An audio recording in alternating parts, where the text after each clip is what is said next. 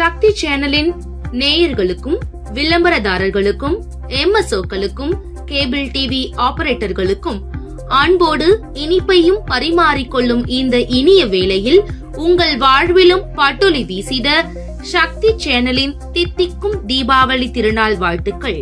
பாண்டிச்சேரிக்கு trip plan பண்றீங்களா? உங்க பாண்டிச்சேரியில ஃப்ரெண்ட்ஸ் அண்ட் ஃபேமிலியோட வந்து ஸ்டே பண்றதுக்கு ஒரு பிரீமியமான லக்ஸரி வில்லா தான் நம்ம Yash villa. Group stay, couple ஸ்டேக்கு ஏத்த மாதிரி இருக்க இந்த 3 BHK வில்லால இருக்க எல்லா ரூம்ஸ்லயும் AC, டிவி, அட்டாச்ட் பாத்ரூம்னு ஃபுல்லி ஃபர்னிஷ் ஆகி ரொம்ப நீட்டா மெயின்டைன் பண்ணிட்டு இருக்காங்க. தேவைப்பட்டா சமைச்சுக்க கிச்சன்ல எல்லா யூட்டன்சில்ஸும் இருக்கு. அது மட்டும் இல்லங்க, ஆர்டர் பண்ணா homemade food, car and bike ரெண்ட்ஸ்க்கு கூட ரெடி பண்ணி கொடுக்கறாங்க.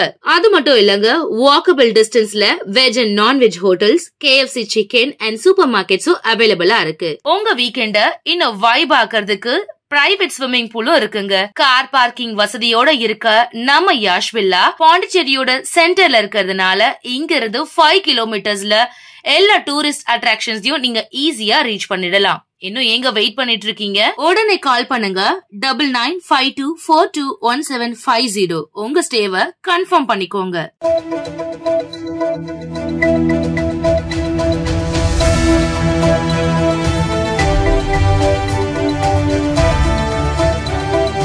வணக்கம். சக்தி சேனலின் புதுவையின் இன்றைய நிகழ்வுகள். ரெஸ்ட்ரோ பார் திறப்பதற்கு எதிர்ப்பு தெரிவித்து மக்கள் சாலை மறியலில் ஈடுபட்டதால் பரபரப்பு நிலவியது. உருளையன்பேட்டை தொகுதிக்குட்பட்ட திருவள்ளுவர் சாலை மணிமேகலை அரசு பெண்கள் மேல்நிலைப் பள்ளி அருகில் ரெஸ்ட்ரோ பார் திறப்பதற்கான பணிகள் நடந்து வருகிறது. அதனை அறிந்த ராஜா நகர், முத்தமிழ் நகர், அருந்ததி நகர் பகுதி மக்கள் நேற்று காலை 10:30 மணிக்கு ரெஸ்ட்ரோ பார் பணியை தடுத்து நிறுத்தி சாலை மறியலில் ஈடுபட்டனர். தகவல் அறிந்து அங்கு வந்த நேரு MLA பொதுமக்களின் கருத்துக்கு ஆதரவு தெரிவித்து அவரும் சாலை மறியலில் ஈடுபட்டார். சம்பவ இடத்திற்கு வந்த கலால் அதிகாரிகள் MLAவிடம் இப்பிரச்சினை தொடர்பாக நடவடிக்கை எடுப்பதாக உறுதி அளித்தனர். அதனை ஏற்று MLA மற்றும் பொதுமக்களும் கலைந்து சென்றனர். இச்சாலை மறியலால் அப்பகுதியில் பரபரப்பு நிலவியது. புதுச்சேரி AFT பஞ்சாலையை அரசு மற்றும் தனியார் பங்களிப்புடன் மீண்டும் நடத்துவதற்கான திட்டம் அரசுக்கு கொடுக்கப்பட்டுள்ளதாகவும் விரைவில் அதற்கு அனுமதி அரசு அளிக்கும் என நம்பிக்கை உள்ளதாக AFT பஞ்சாலை ஊழியர்களுக்கு JCM மக்கள் மன்றம் சார்பில் தீபாவளி பரிசு வழங்கிய மக்கள் மன்ற தலைவர் ரீகன் ஜான்குமார் தெரிவித்துள்ளார். புதுச்சேரி AFT பஞ்சாலை ஊழியர்களுக்கு JCM மக்கள் மன்றம் சார்பில் தீபாவளி பரிசு வழங்கப்பட்டது. சமூக சேவகர் சார்லஸ் மார்டின் அறிவுறுத்தலின்படி மக்கள் மன்ற தலைவர் ரீகன் ஜான்குமார் 5 கிலோ அரிசி, 3 கிலோ சர்க்கரை, பட்டாசு பெட்டி மற்றும் பரிசு தொகையை 350க்கும் மேற்பட்ட AFT தொழிலாளர்களுக்கு வழங்கினார். AFT பஞ்சாலை கடந்த 2020ஆம் ஆண்டு மூடப்பட்ட நிலையில் அரசு அங்கு பணிபுரிந்த ஊழியர்களுக்கு முழுமையான நிலுவைத் தொகையை இதுவரை செலுத்தவில்லை. இந்நிலையில் மிகவும் நலிவடைந்து இருக்கும் AFT தொழிலாளர்களுக்கு சமூக சேவகர் சார்லஸ் மார்டின் பல்வேறு நலத்திட்ட உதவிகளை வழங்கி வரும் நிலையில் தீபாவளி பண்டிகையை முன்னிட்டு தீபாவளி பரிசு வழங்கப்பட்டது குறிப்பிடத்தக்கது. இதனிடையே செய்தியாளர்களை சந்தித்த JCM மக்கள் மன்ற தலைவர் ரீகன் ஜான்குமார் அனைவருக்கும் தீபாவளி வாழ்த்துக்களை தெரிவித்துக் கொண்டார். மேலும் தீபாவளி பண்டிகையை முன்னிட்டு 350 AFT ஊழியர்களுக்கு சார்லஸ் மார்டின் அறிவுறுத்தலின்படி தீபாவளி பரிசு வழங்கப்பட்டதாகவும் ஏற்கனவே சார்லஸ் மார்டின் அரசுக்கு கோரிக்கை வைத்தது போல AFT பஞ்சாலையை எடுத்து நடத்தவும் அதில் இருக்கும் கடன் தொகையை கட்டி அரசு மற்றும் தனியார் பங்களிப்புடன் நடத்த திட்டம் அரசுக்கு கொடுக்கப்பட்டுள்ளதாகவும் ஆனால் அரசு இதுவரை எந்த பதிலும் கொடுக்காத நிலையில் விரைவில் நல்ல பதில் வரும் என எதிர்பார்ப்பதாகவும் கூறினார். தொடர்ந்து பேசிய அவர், இப்போது இந்த ஊழியர்கள் அனைவரும் மிகுந்த கஷ்டத்தில் இருக்கிறார்கள். அடுத்த வருஷம் அவர்களுக்கு எந்த கஷ்டமும் இருக்காது. அவர்களின் கோரிக்கைகள் அனைத்தும் நிறைவேற்றப்படும் என கூறினார். தீபாவளி பண்டிகையை ஒட்டி வரும் 21ஆம் தேதி அரசு விடுமுறையாக அறிவிக்கப்பட்டுள்ளது. இதுகுறித்து சார்பு செயலர் ஹிரண் விடுத்துள்ள செய்திக்குறிப்பில், தீபாவளி பண்டிகையை முன்னிட்டு புதுச்சேரி யூனியன் பிரதேசத்தை சேர்ந்த புதுச்சேரி, காரைக்கால் மற்றும் ஏனாம் பிராந்தியங்களில் உள்ள அனைத்து அரசு அலுவலகங்கள், வாரியங்கள், கல்வி நிறுவனங்கள், தொழில்முறை கல்லூரிகள் உட்பட மற்றும் கூட்டுறவு வங்கிகள் உள்ளிட்ட அனைத்து வங்கி நிறுவனங்களுக்கும் வரும் 21ஆம் தேதி விடுமுறை அளிக்கப்படுகிறது. இதனை ஈடு செய்யும் வகையில் வரும் நவம்பர் 15ஆம் தேதி சனிக்கிழமை வேலை நாளாக இருக்கும் என குறிப்பிடப்பட்டுள்ளது. மணக்குள விநாயகர் பொறியியல் கல்லூரியில் தேசிய அளவிலான ஹேக்கத்தான் நிகழ்ச்சி நடந்தது. நாடு முழுவதும் இருந்து பல்வேறு கல்லூரி, பல்கலைக்கழகங்களை சேர்ந்த மாணவர்கள் கலந்து கொண்டனர். சிறப்பு விருந்தினராக ஹார்வர்ட் பல்கலைக்கழக தலைமை தரவு விஞ்ஞானி ஜோதி பெரியசாமி கலந்து கொண்டார். தட்சஷீலா பல்கலைக்கழக துணைவேந்தர் தனசேகரன், செயலாளர் நாராயணசாமி, பொருளாளர் ராஜராஜன், இணை செயலாளர் வேலாயுதம், கல்லூரி இயக்குநர் வெங்கடாசலபதி, தேர்வு கட்டுப்பாட்டாளர் ஜெயக்குமார், கல்லூரி டீன் அறிவழகர், வேலைவாய்ப்புத்துறை டீன் கைலாசம் ஆகியோர் வாழ்த்து பேசினர். தொடர்ந்து ஏஜென்டிக் செயற்கை நுண்ணறிவு ஹேக்கத்தான் சிறப்பு லோகோ மற்றும் இணையதளம் வெளியிடப்பட்டது. சிறப்பு விருந்தினர்கள் வெளியிட்டனர். ஐடி துறை தலைவர் ராஜு நன்றி கூறினார்.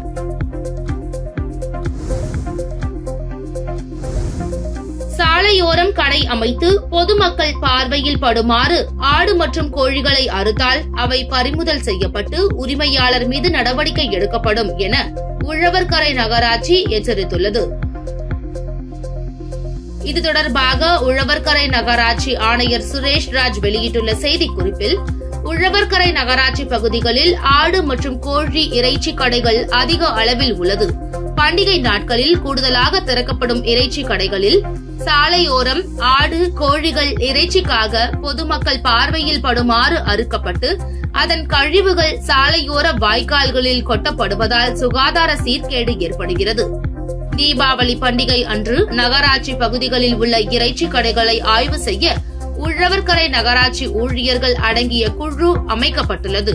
இக்குழு இறைச்சி கடைகளை ஆய்வு செய்யும் போது சாலையோரங்களில் போக்குவரத்துக்கு இடைஞ்சலாக கடைகள் வைக்கப்பட்டிருந்தாலோ, பொதுமக்கள் பார்வையில் படுமாறு ஆடு மற்றும் கோழிகளை அறுத்தாலோ அவைகள் பறிமுதல் செய்யப்படுவதுடன் கடை உரிமையாளர்கள் மீது நகராட்சி விதிகளின் கீழ் கடுமையான நடவடிக்கை எடுக்கப்பட்டு அபராதம் விதிக்கப்படும். இறைச்சி கழிவுகளை கால்வாய், சாலையோரங்களில் கொட்டாமல் அதனை சேகரித்து துப்புரவு பணியாளர்களிடம் ஒப்படைக்க வேண்டும்.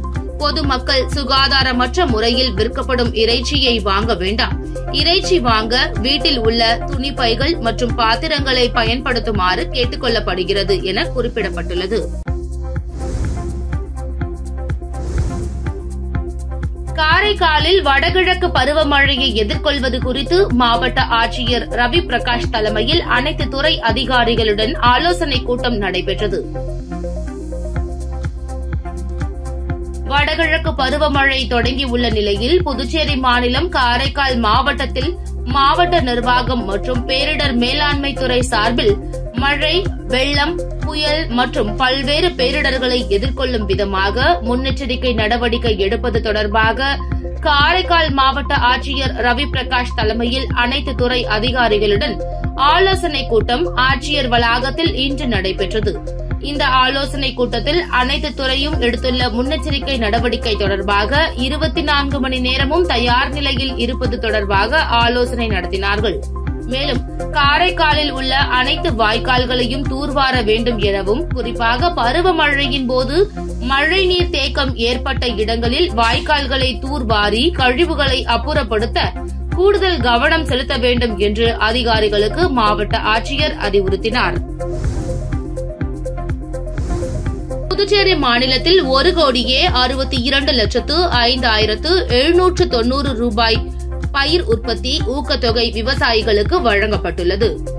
புதுச்சேரி அரசு வேளாண் துறை வெளியிட்டுள்ள செய்திக்குறிப்பில், வேளாண் மற்றும் விவசாயிகள் நலத்துறையின் மூலமாக பயிர்கள் சாகுபடியினை ஊக்குவிக்கவும், விவசாயிகள் பயிர் சாகுபடியில் முதலீடு செய்யும் இடுபொருட்கள் மற்றும் இதர பண்ணை செலவினங்களை சற்றே ஈடுகட்டவும், பயிர் உற்பத்தி தொழில்நுட்ப திட்டத்தின் கீழ் பல்வேறு உட்பிரிவுகளில் விவசாயிகளுக்கு பயிர் உற்பத்தி ஊக்கத்தொகை வழங்கப்பட்டு வருகிறது.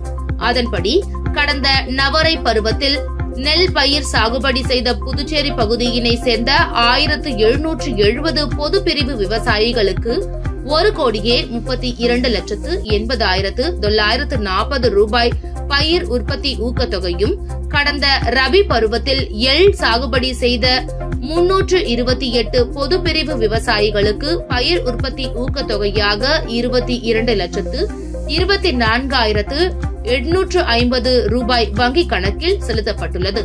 இனி வேளாண் மற்றும் விவசாயிகள் நலத்துறை மூலம் விடுக்கப்படும் அனைத்து ஊக்கத்தொகை மற்றும் மானியங்களும் மத்திய அரசு அறிவுறுத்தியுள்ள ஆதார் சார்ந்த நேரடி பணப்பட்டுவாடா வழியாக தொடரும். கடந்த நவரை பருவத்தில் நெற்பயிர் மற்றும் ரபி பருவத்தில் எள் சாகுபடி செய்த அட்டவணை பிரிவு விவசாயிகளுக்கு உண்டான ஊக்கத்தொகை விரைவில் வழங்கப்படும் என குறிப்பிடப்பட்டுள்ளது.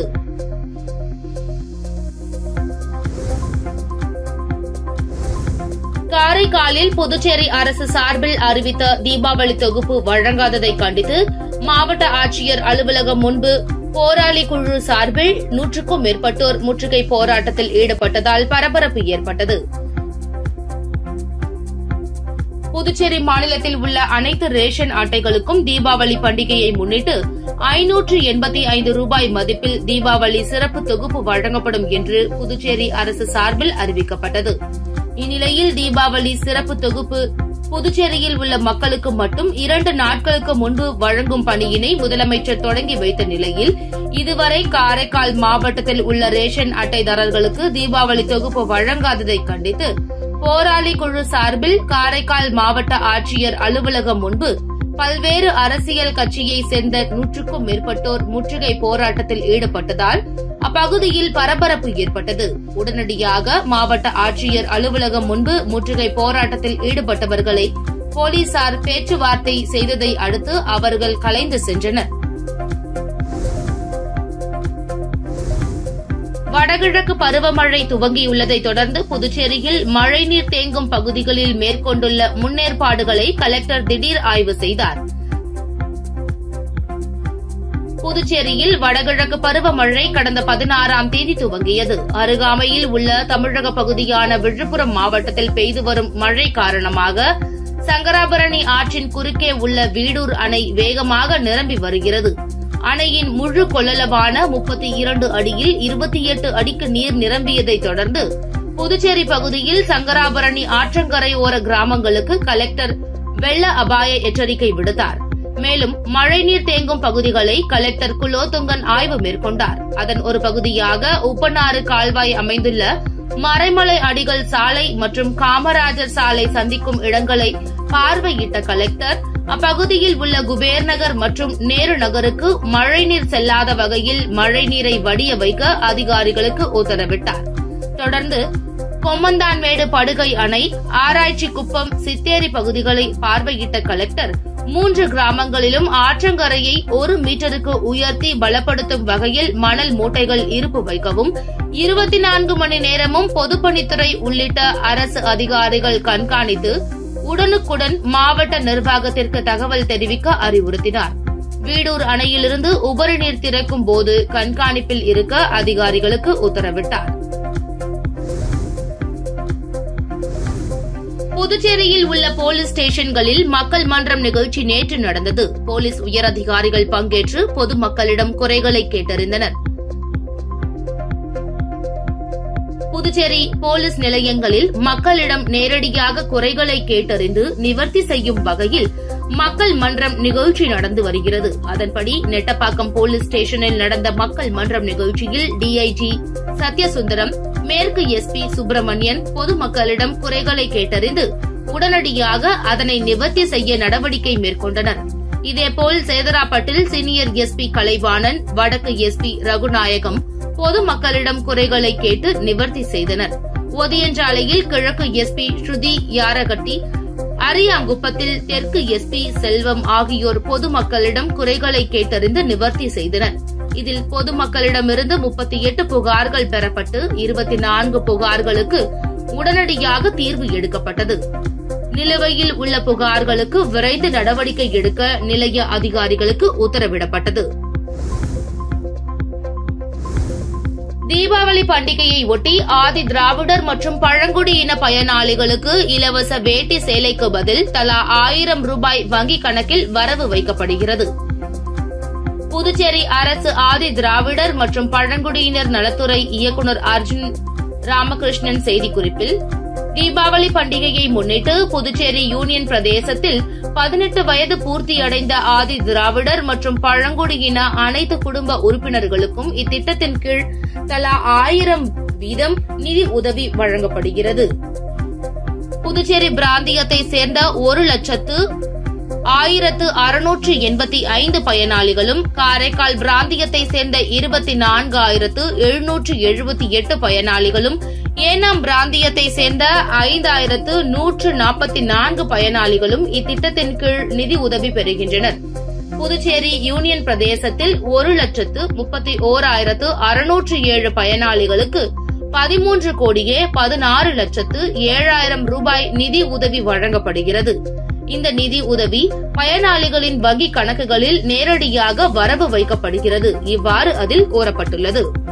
உங்கள் சக்தி சேனலின் புதுவையின் அன்றாட நிகழ்வுகளை உடனுக்குடன் தெரிந்து கொள்ள சக்தி சேனல் புதுச்சேரி யூடியூப் சேனலை சப்ஸ்கிரைப் செய்து கொள்ளுங்கள். மறக்காமல் பெல் பட்டனையும் கிளிக் பண்ணுங்க. ஷேர் பண்ணுங்க, லைக் பண்ணுங்க. உங்கள் சக்தி சேனல்.